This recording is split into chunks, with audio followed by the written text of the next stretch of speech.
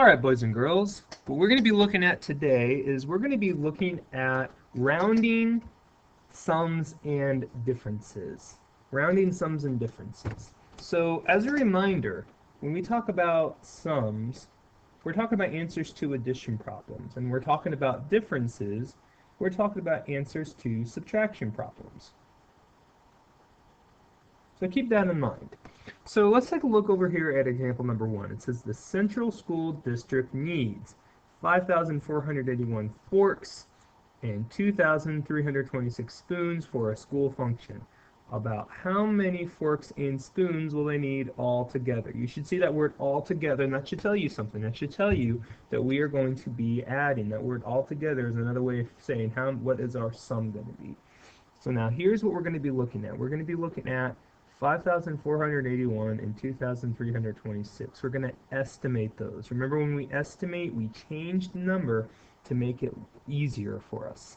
And in this case, we're going to go ahead and round it to the hundreds place.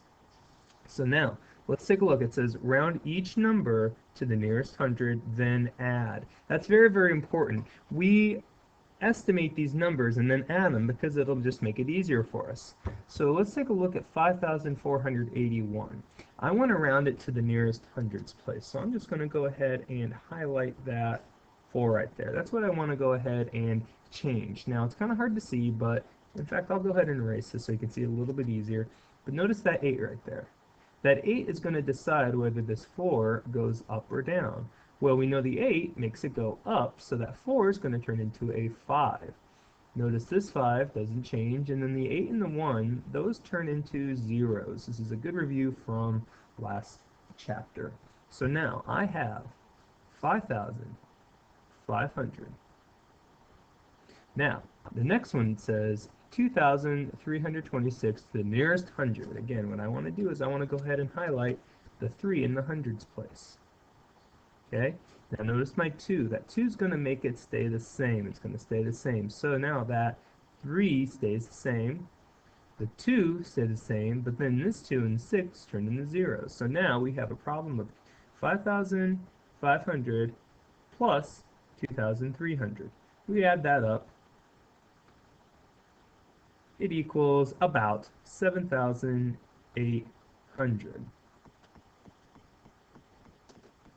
We can do the same thing down here. It says estimate 7,542 minus 3,225, round to the hundreds place. Again, it's important that we look and see what we're rounding to.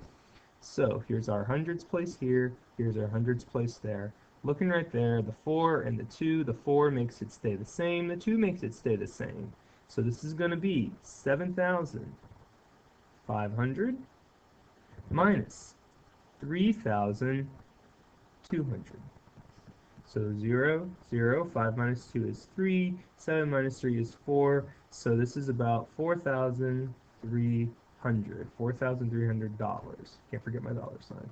And that, ladies and gentlemen, is simply how we estimate sums and differences. Thanks for tuning in, and I'll talk to you later.